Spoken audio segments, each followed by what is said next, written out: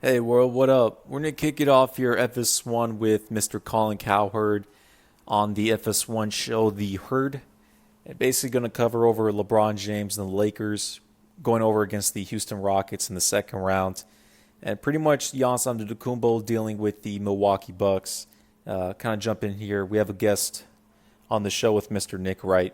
LeBron James is Mr. Buddy Buddy with Nick Shannon Wright's Sharp. gonna have, Let's jump in, give my I'm take, not and gonna get this be going. antagonistic.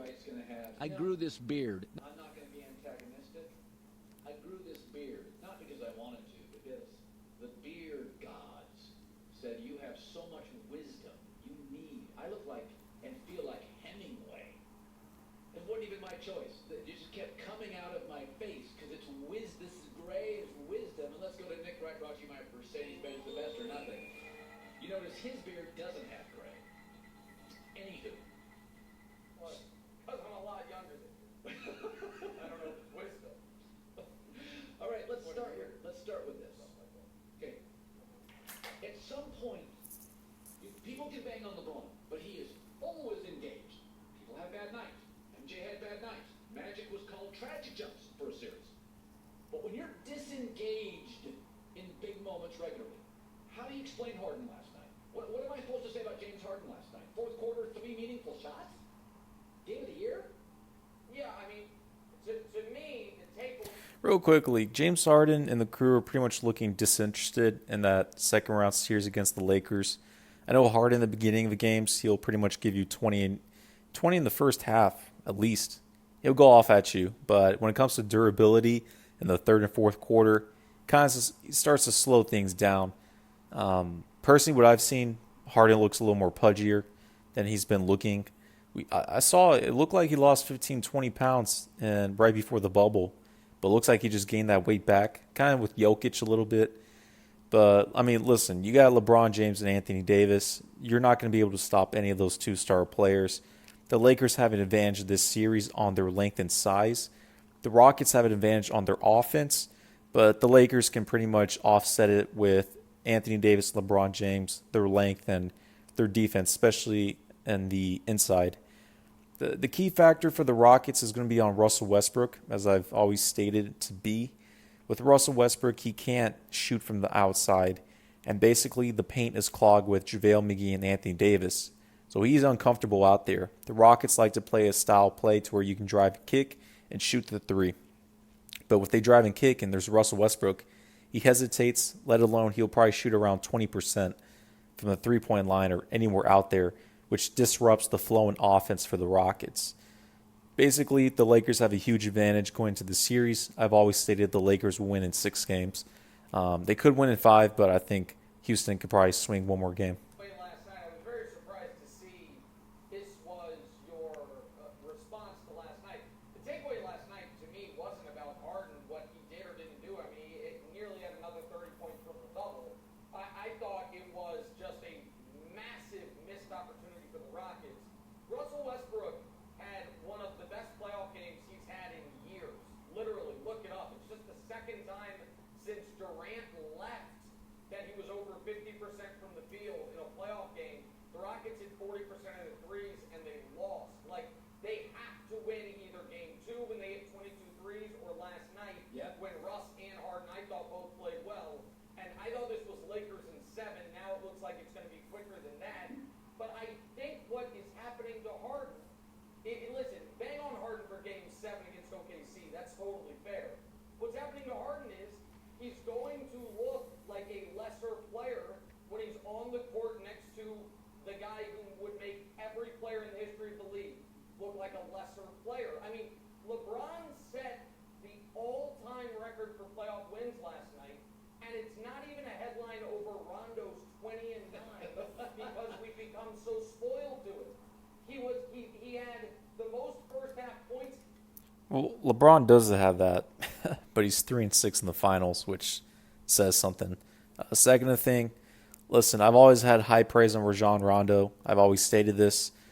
A lot of cats did not like Rondo on the team, which is fair for the regular season. But when it comes to playoffs, you got to play your veteran players, and Rondo's just a playoff presence. He can care less about the regular season.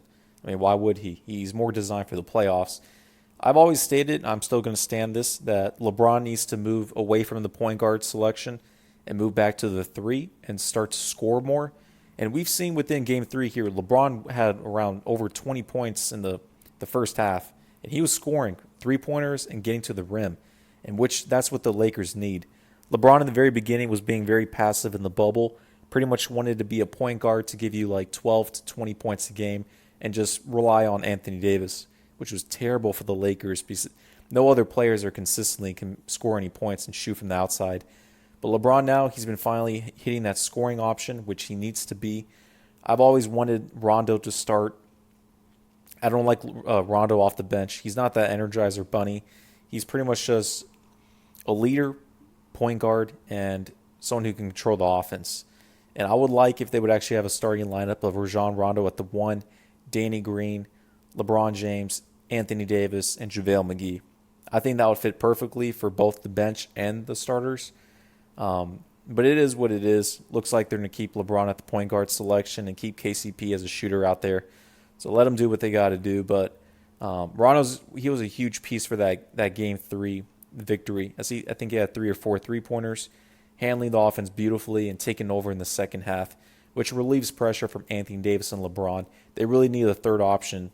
Someone can stick it up in the playoffs for them, especially if they're to go against the Clippers. Colin, he's had a playoff game since the biggest game of his career, one Joy remembers very fondly, Game 6 in Boston in 2012, and then he responded to that in the second half by responding to the folks who snubbed him from the all-defensive team by putting on his own personal block party. I think Harden looks bad because he's in the shadow of LeBron more so than he wasn't fully engaged last night. I mean, he's one of the 6 best players alive. He just happens to be going up against the greatest player ever to live. All right. So, That would be Michael Jordan as the GOAT. But Nick Wright's a buddy for LeBron James, so let it be has to be. With James Harden, I've always stated this, his prime and his peak in the playoffs was back in 2018, Game 7, the conference finals. You can't pair Russell Westbrook with James Harden. You can't have a point guard and a shooting guard who are ball dominant to play alongside each other. You need to pair James Harden with the wing.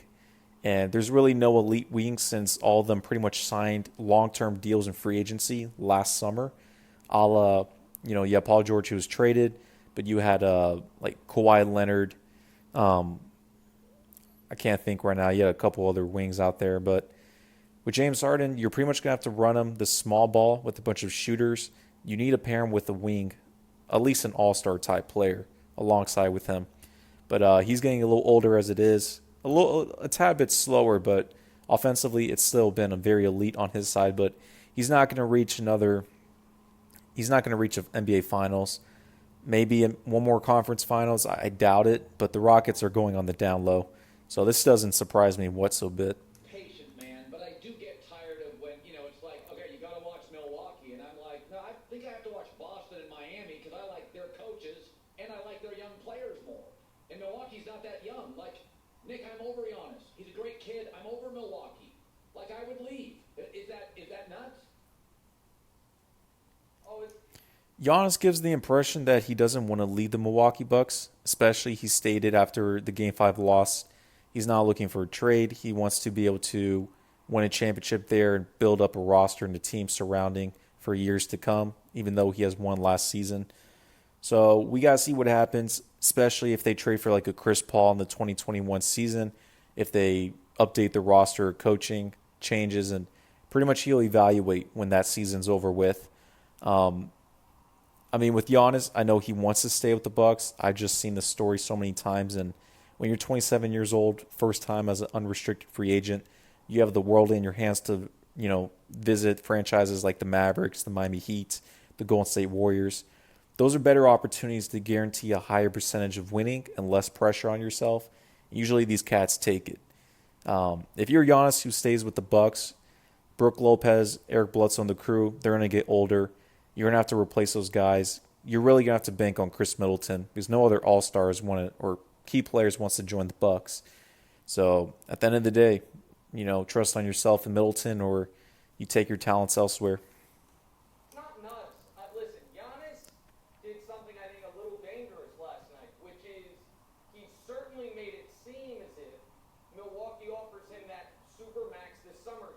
signing. And I'm not encouraging Giannis to leave, but I'm also not encouraging him to sign it a year before he has to.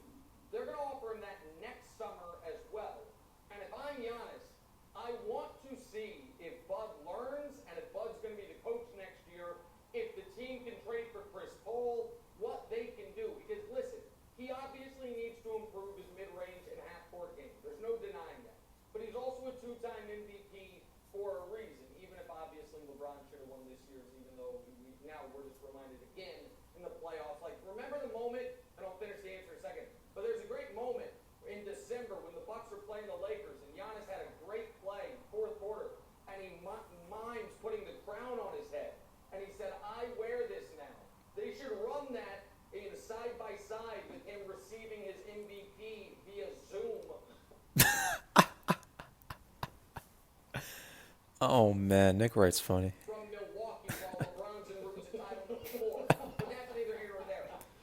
Jeez. If I were Giannis, I would wait to make my decision. I wouldn't have made a trade. I'd play one more year and then see. Because 3 teams are going to be after him with the cap space to do it. Yes, sir. The Dallas Mavericks, the Miami Heat, the Golden State Warriors. They can be able to change things up so they can get more roster space and cap space. A year from now. Miami, Toronto, Dallas. What do all 3 of those teams have in common? A coach who's won a championship. Yeah. Spoelstra, Nurse, Carlisle, and maybe Miami was the better team, but what Bud's lack of adjustments and Bud playing Giannis 35 minutes a game before he got hurt was indefensible. So if I were Giannis, I'd be a little frustrated right now. Yeah. Let's go to I wouldn't say Toronto. I used to say them, but Kyle Lowry's getting up there in age. Marc Gasol, Serge Ibaka, and Fran VanVleet may leave in free agency. And pretty much, if you're Giannis, if you're leaving and going to a new franchise, you want to have pretty much that same roster for the next 4 to 5 seasons. And with the Raptors, that's not promised. The only thing that's promised is Pascal Siakam and Nick Nurse. And if you're looking to win a championship, you need a roster in place and contention that's already there. And that's already the only franchises that are established for that are the Warriors, Mavericks, and the Heat. the NFL. It's very interesting. You have been I think pretty much that's going to cover the whole foundation of the NBA when it comes down to it. But yeah, I expect the Lakers to close out the Rockets in 6 games. I'll give the Rockets 1 game that they can win. It could be in 5 games that the Lakers can win. I've always stated 6, so it is what it is. With Milwaukee Bucks and Giannis Antetokounmpo, I think they need to take it step by step. I've always said months ago that they should go for Chris Paul in the offseason because he has 1 year left on his deal unless he opts in again. And pretty much going off on that case, I think that they can make a finals next season. They have Chris Paul on the team. But besides from that, Giannis is in a very rushed and weird situation. But it is what it is. Let's kind of see if he works on his jump shot, which is the most important part of his game.